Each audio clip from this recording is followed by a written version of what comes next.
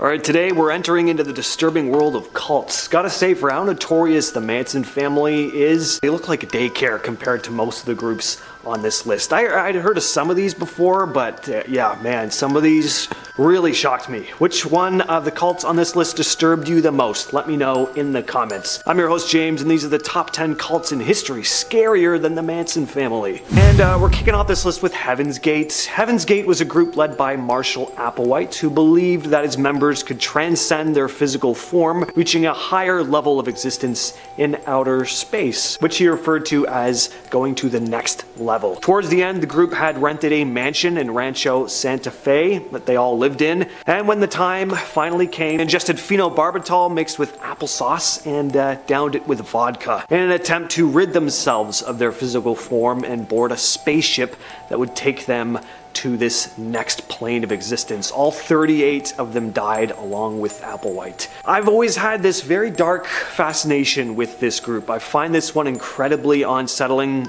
All cults are unsettling, but there's an availability of footage for Heaven's Gate that makes it feel, I guess, more real, I suppose. You can watch Marshall Applewhite's initiation tape on YouTube. You can also watch testimonials of several members on video before they took their own lives. And what's so unsettling about this whole situation is how normal they all seem. Definitely not Applewhite, but the followers. They're talking like they're about to graduate from college or something. Look at Charles Manson in interviews, and he's doing all the, oh yeah, like he seems like he's from another planet, right? But then the Heaven's Gate members, they don't sound like people who are out of their minds. It shows just how easy it is to get wrapped up in things like this, and that these are real people who go through these kinds of things. They're lonely, they're seeking some kind of community, something bigger than themselves. It's sad. It's sad, really. Number 9, The Family. Anne Hamilton Byron was the leader of The Family, a New Age cult established in 1963 in Australia. She claimed to be the reincarnation of Jesus Christ. The cult practiced a blend of New Age spirituality, Christianity, and Eastern mysticism. The family adopted 28 children who were raised within the cult and subjected to horrible mistreatment. Hamilton believed that there was going to be an apocalypse and was attempting to form a master race that would rule the world. They all had their hair dyed blonde, they all wore identical clothing, and she claimed that she was the biological mother of all of them, and that the other adult members, they were referred to as their aunties or uncles. Authorities carried out a raid in 1987, and the children were thankfully rescued from the premises. The Ripper Crew.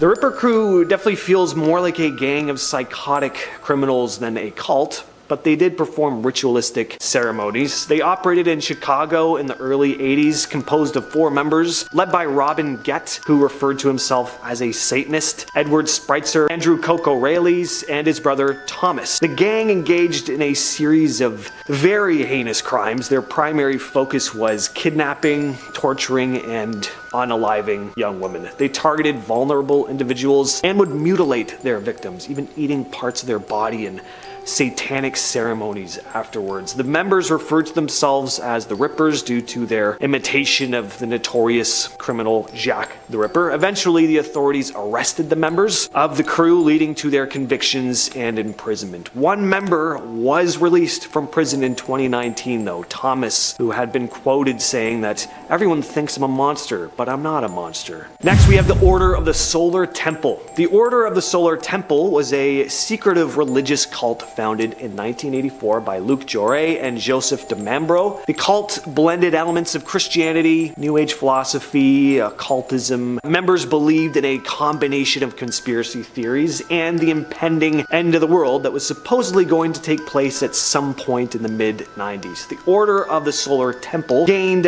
some attention due to a series of mass self-inflicted deaths committed by its followers. In 1994, the leaders told their members that they needed to transcend their physical forms to begin their new lives in the afterlife. 53 members, including Jouret and DeMambro, took their own lives at various locations across Switzerland. They were found dead by authorities after remote-controlled devices had ignited fires at these various locations. In the following years, similar incidents occurred in other locations in France and Canada. Alright, This next one is nuts. The Branch Davidians. This one is mostly remembered for the massive siege that took place, leading to the deaths of several members as well as several government agents who were raiding the compound. The Branch Davidians were a religious cult led by David Koresh. The group established a compound near Waco, Texas, known as Mount Carmel Center. The Branch Davidians held apocalyptic beliefs and considered Koresh to be a kind of messiah of sorts. In February of 1993, the Bureau of Alcohol, Tobacco, Firearms, and Explosives, or the ATF, launched a raid on the compound based on suspicions of illegal firearms being held there. The raid resulted in a shootout, leading to the deaths of 4 ATF agents and 6 of the Branch Davidians. A 51-day standoff then ensued, and during which negotiations failed to kind of resolve the situation. And on April 19th, 1993, the FBI initiated a tear gas assault on the compound in an attempt to force Branch Davidians out. However, a fire broke out within the compound, resulting in the deaths of 76 people, including Koresh. The exact cause of the fire remains to be a bit of a mystery. Some argue it was intentionally set by the Branch Davidians, and others think it was caused by the FBI's actions. Number 5, NXIVM. NXIVM was really a cult masked as a quote-unquote self-help organization. It was founded by Keith Raniere in 1998. It was marketed as a personal development program, attracting wealthy members, including celebrities and CEOs. But beneath its facade, the organization engaged in manipulative practices and illegal activities. Raniere established a hierarchical structure within NXIVM, with himself at the top, of course. Not only was it a pyramid scheme, but Raniere used manipulative tactics to control and exploit his female followers in even worse ways. The group was accused of branding its members with a symbol that represented his initials and engaging in sexual exploitation. Raniere had actress Allison Mack lead a subgroup within NXIVM called DOS, which was supposedly a group created to empower women, but actually functioned to recruit women as slaves, who Raniere would blackmail in order to remain subservient. In 2017, investigative journalists began exposing the dark side of the group, leading to the arrest and the conviction of Keith Raniere and several high-ranking members in 2018. The Movement for the Restoration of the Ten Commandments of God, the MRTCG, was a religious cult based in Uganda. The cult was founded in 1989 by Credonia Merende and Joseph Kubiteri. I'm probably really messing up those names, but they claim to have received messages from the Virgin Mary herself. The cult emphasized strict adherence to the Ten Commandments. They gained a significant following, and its leaders predicted an apocalyptic event to occur on December 31st, 1999. However, when this prophesized doomsday did not actually take place, tensions within the group began to escalate. The leaders now said March 17th, 2000 would be the new day, and that it would be reined in with this massive celebration. Hundreds of members attended at a church, but almost as soon as the celebration began, a massive fire was set off. The doors and windows of the church had been boarded up in advance, and an estimated 530 members died in the inferno. There was also a series of coordinated mass attacks that took place at various other cult compounds. The exact number of victims remains a bit unclear. Estimates range from several hundred to over 1,000, though, and the bodies of the 5 principal leaders were never found, and it's thought that they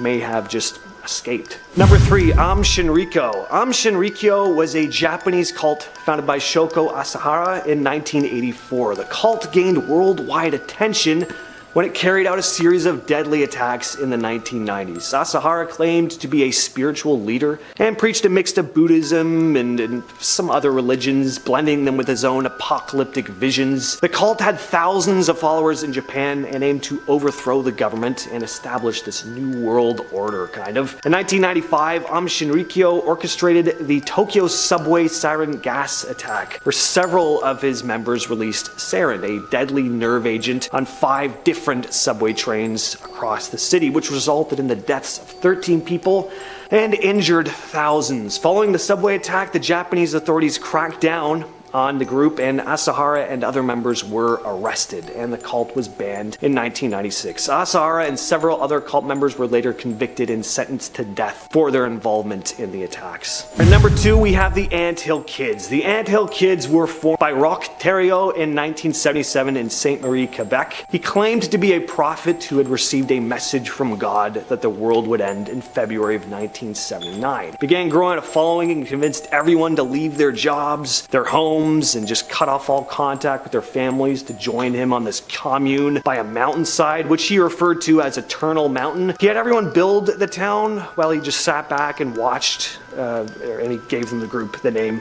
the Anthill Kids, as he thought they worked like a group of ants. Now in 1979, as we all know, the world didn't end, so people started to question him, and he was like, God's time works differently up there. It's different than it is here on Earth. We got our lines crossed. Don't worry, it'll happen. And while all this was going on, Roch was growing increasingly more violent and controlling. He ended up impregnating all the women, fathering about 20 children. He would also perform drunken operations on some of his members in order to prove he had the power to heal them. This led to him being in prison for 2 years, but once he got out, he was right back to it and ended up taking the life of one of his wives in one of these insane surgeries. He also nearly took the life of another one of his wives, having attacked her with an axe. She miraculously managed to escape though, and Roch was finally arrested and sentenced to life in prison, where another inmate fortunately got rid of him. And finally, we have the People's Temple. Yes, the Jim Jones cult. Jim Jones founded the People's Temple in 1954 in Indianapolis. By 1974, Jones had started getting some bad press, to say the least. Things were coming out about how badly he treated the members, and a lot went on, like way more that I'd be able to discuss in a top 10 list like this, but in an attempt to escape the evils of media scrutiny, Jones convinced about 1,000 of his members to move to Guyana, where he claimed he was going to create this utopian society, completely cut off from the prying eyes of the outside world. He rented a plot of land,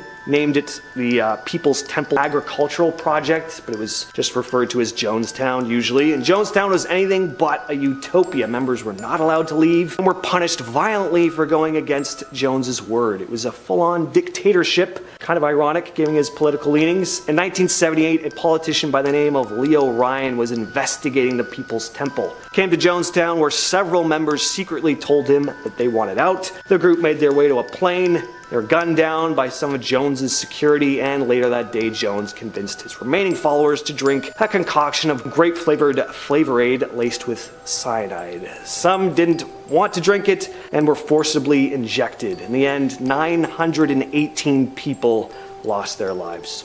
With all that said, I've been your host, James, and I'll catch you, yes, you specifically, in the next video.